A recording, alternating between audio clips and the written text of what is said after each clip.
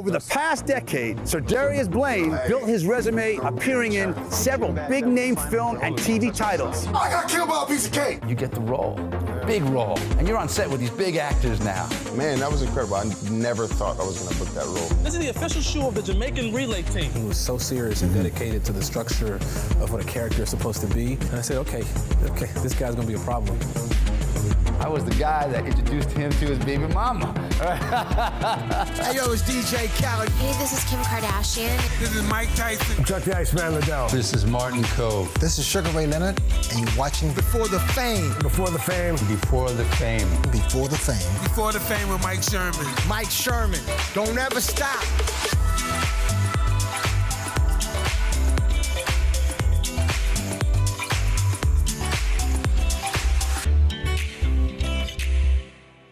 Hi, everybody. Welcome to Before the Fame. And I'm your host, Mike Sherman, standing here in the heart of Los Angeles across busy Pico Boulevard from the 20th Century Studios lot, home to the West Coast headquarters of the Fox Network. Now, one of Fox's recent hits is the musical comedy drama series, The Big Leap. Tight end for the Detroit Lions. I'm not a dancer. On today's show, I sit down with the star, SerDarius Blaine, and talk about his path in Hollywood, which has led him to roles in not just television, but in blockbuster films and video games. Yeah, I'm pretty sure I got this.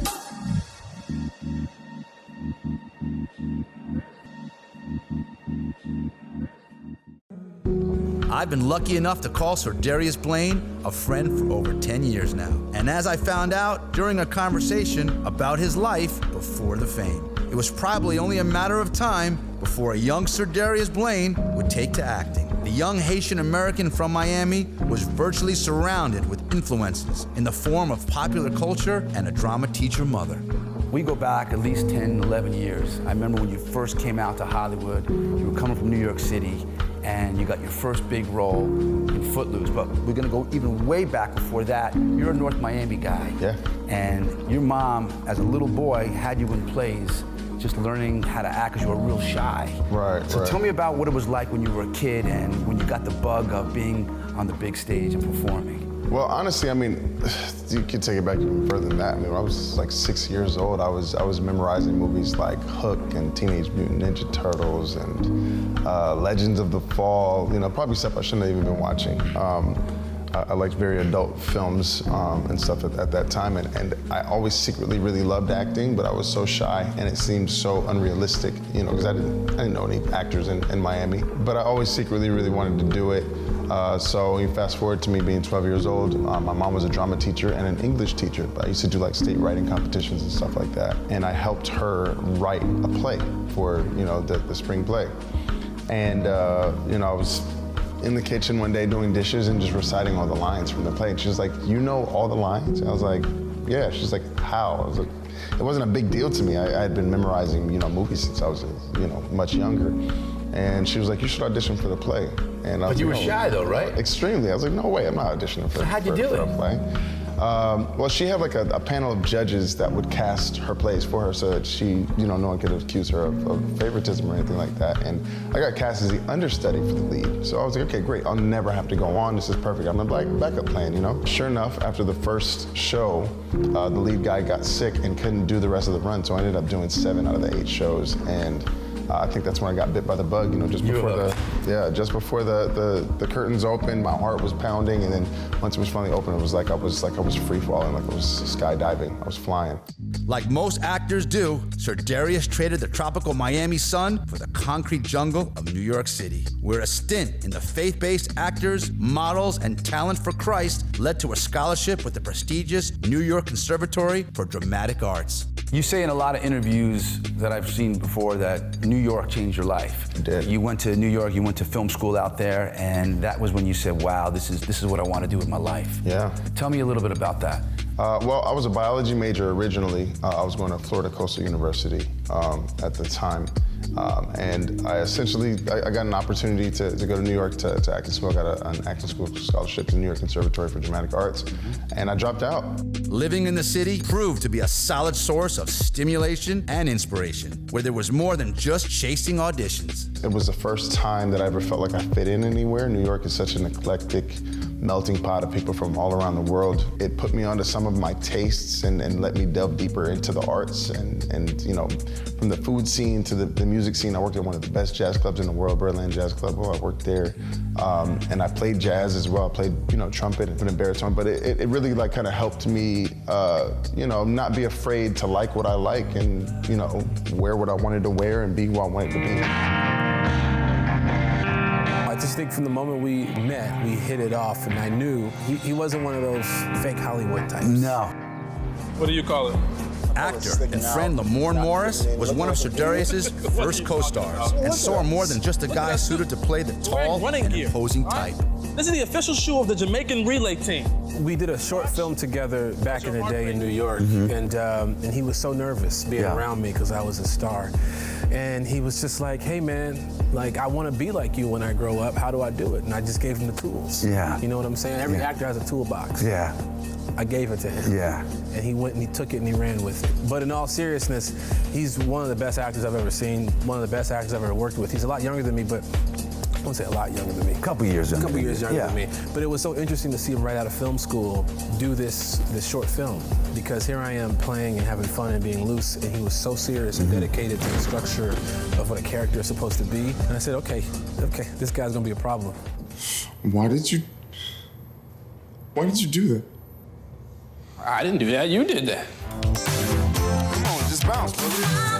In 2011, SerDarius landed his first Hollywood role, playing the first of what would be many football players in the remake of the iconic dance flick Footloose. Tell me about that first kind of big blockbuster movie, Footloose, that kind of set a tone for you for other big roles. Yeah, well, I had just moved here from New York and had no real idea what I was doing, to be honest with you. I was just happy to be auditioning. Yeah. But Footloose was my first feature film audition, actually, and I ended up booking it. Yeah, I always say I booked it because I was cheaper than everybody else that was going for it. I'm just curious. I ain't trying to bang her, take her ballroom dancing.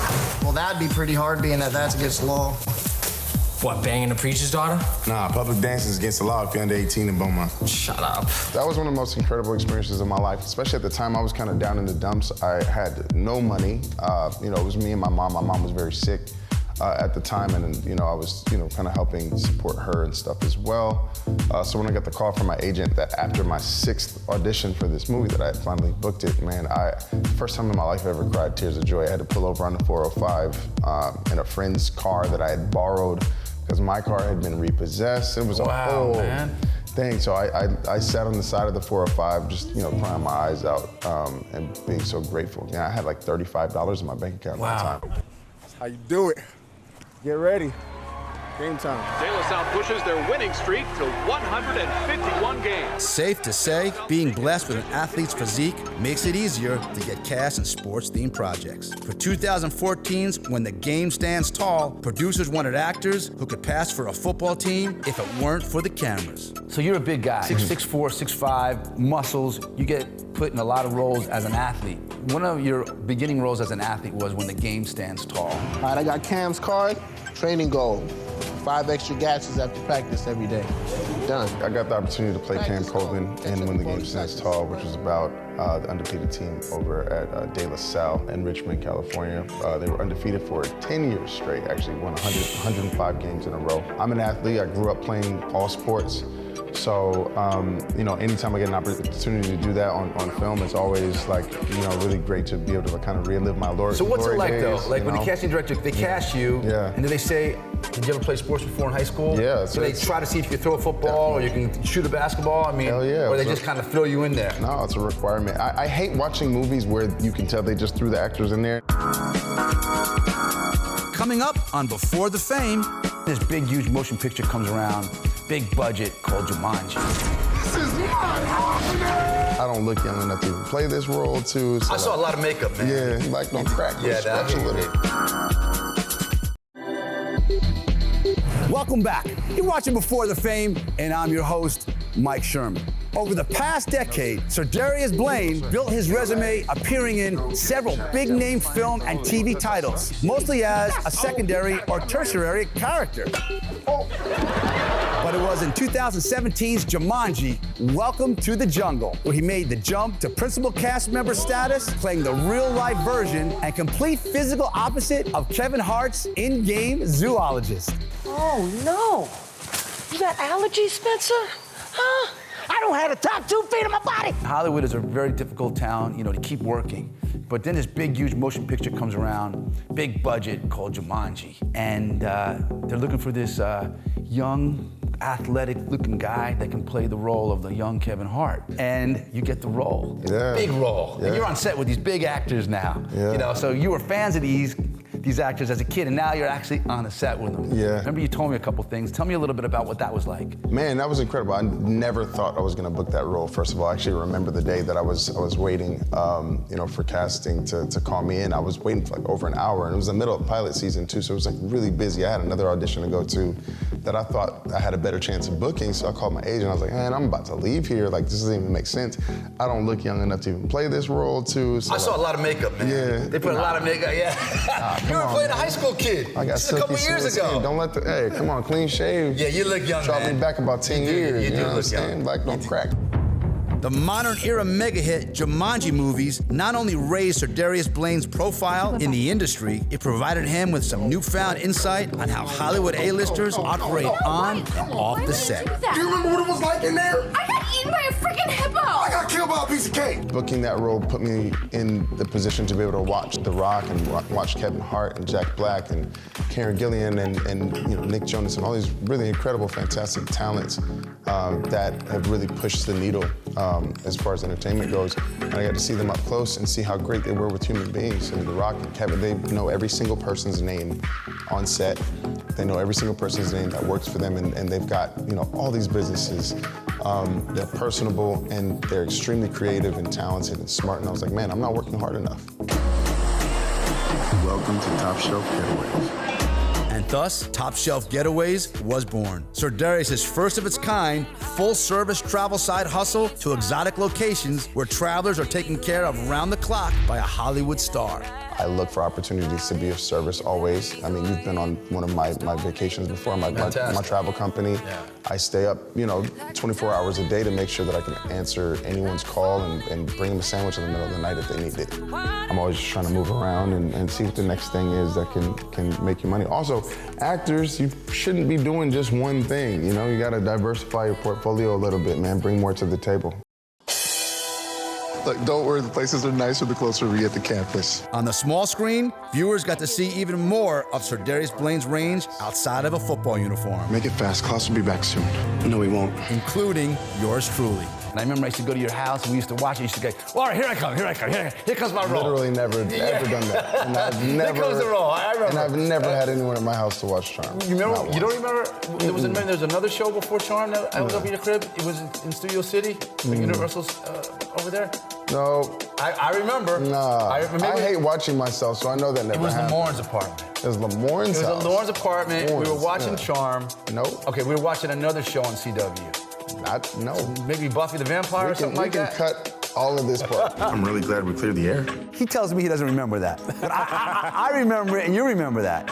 I remember the role. I remember it being a big deal. I'm not 100% sure if I remember him freaking out about it, but it's He was excited. It's possible. I would be freaked out too. I would be very excited. Being on TV it's a big deal. You did it when New Girl came out, right? When New Girl came out, I used to invite people to my apartment, and we would all watch every damn episode. That must have been amazing. It was, until it got embarrassing, and then I stopped. Yeah. Please, man, help us, and then you can disappear. You'll be free. Yeah, until Klaus sends one of his other hybrids after me. Haley and I got your back. Man, that was actually a really kind of humbling experience. It was the life-altering experience. During the filming of that, I actually got hit by a drunk driver in Atlanta and almost died. I was in the hospital for a while. But yeah, during that, I got all these scars around my eyes. There was a metal bar that stabbed through my arm. And it's crazy because right when just before impact, they say your life flashes before your eyes. I really thought I was gonna die. But in that moment, the first thing I thought of was, damn, I'm not gonna get to finish shooting this episode. That was the first thing I thought. Yeah, of course. And then the next thing I thought was like, man, my mom's gonna be so sad. Yeah. And those You thought it was all over? Yeah, huh? I really thought it was all over, which was crazy. You know, blacked out for a bit, and then I woke up to like Good Samaritans pulling glass out of my eyes and my arms and all kinds of stuff. But it kind of put that all in perspective. I was like, man, I want to go hard for this thing. Like, I want to accomplish everything that I've been setting out to accomplish. Coming up on Before the Fame. What up, everybody? We are getting started with a big leap. What do you think about the show? I love the show. This is the part about the show that's fake. SerDarius is a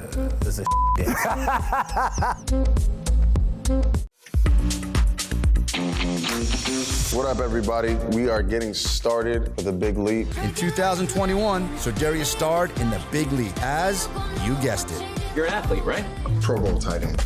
You've seen the show. Yes. What do you think about the show? I love the show, but I know this is the part about the show that's fake. SerDarius is a dancer. It's like he's not a good dancer at all. Like I was watching the show, like, what are you doing? Like this is a stunt. Like if it looks good, it's a stunt double. I'm not a dancer. My character comes along and finds it as an opportunity to kind of get himself back on the football field and make America love him again because, you know, between DUIs and public drunkenness and women and bad temper and all these things, it's derailed his career. And Great role for you, man. Yeah. Again, layers, man. Real human. That's what I want to play. I know you a long time, man. Yeah.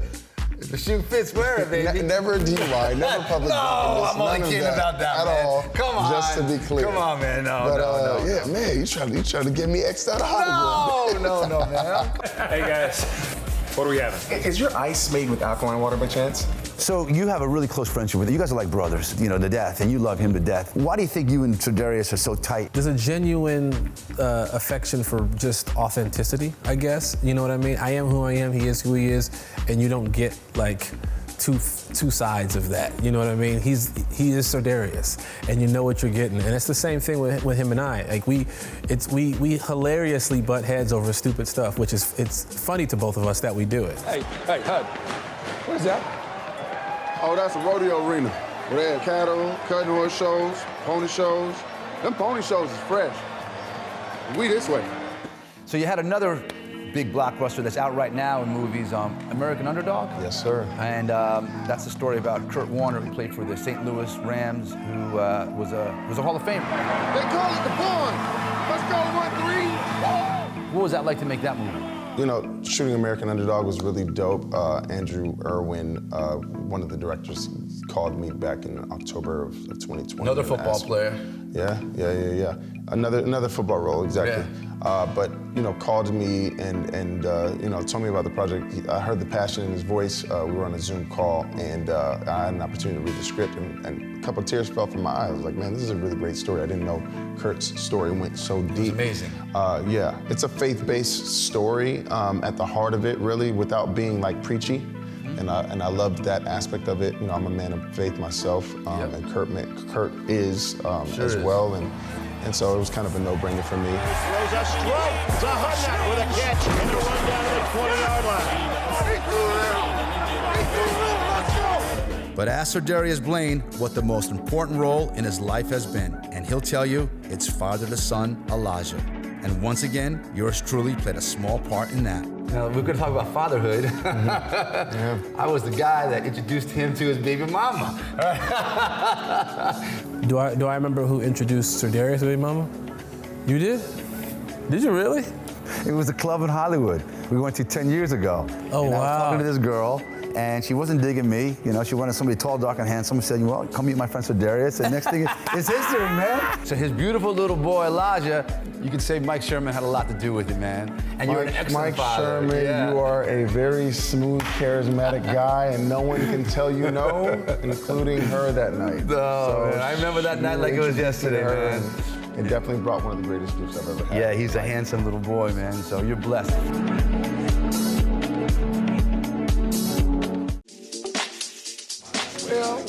Well, look who's still circling the drain. What's up, boy? In his relatively young acting career, SerDarius Blaine has already defied typecasting and portrayed a variety of characters across multiple genres. And it's a trend he wants to maintain as he continues his path as a working actor in Hollywood. Found security team neutralized. All clear. I teach acting classes as well, and I tell my acting students to embrace their stereotypes. You know what I mean? I'm 6'5", 250. Of course, somebody's gonna think that I look like an athlete. You know what I mean? I would be silly to not embrace that, and then once I get in there, use the opportunity to show other parts of myself as well. I'm waiting for the step back, and next thing I see, black. I want to be known as a Swiss Army knife, you know what I mean? I want to be the guy who can do a little bit of everything. I've been very blessed to do like a very wide range of different roles, from sci-fi to action to comedy to drama. I love drama, of course. I love comedy as well, but I love roles that represent real people. I love something that I can kind of sink my teeth into and say to my friends, hey, I can't talk to you guys for like 2 weeks. I got to really focus on this. I am a serious actor. I was classically trained. I love everything from Shakespeare up to Star Wars, you know what I mean? So I just want to have a career that mirrors those tastes as well. And I do want to be taken seriously. I've been blessed to do a lot of like family-oriented projects and stuff like that as well. But I'm a real human as well with flaws, and I want to represent characters that have flaws as well and that are learning things as they go. Fatherhood has taught me a lot. I just want to keep pushing the envelope and keep challenging myself and seeing what else is out there,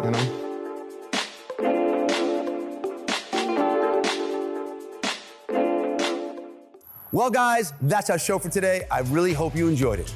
But tune in for next week's show, where once again, we go down memory lane of some of the biggest names in sports, music, and entertainment, all before the fame. And don't forget to follow us on Instagram, Facebook, and Twitter. I'm Mike Sherman. Thanks for watching.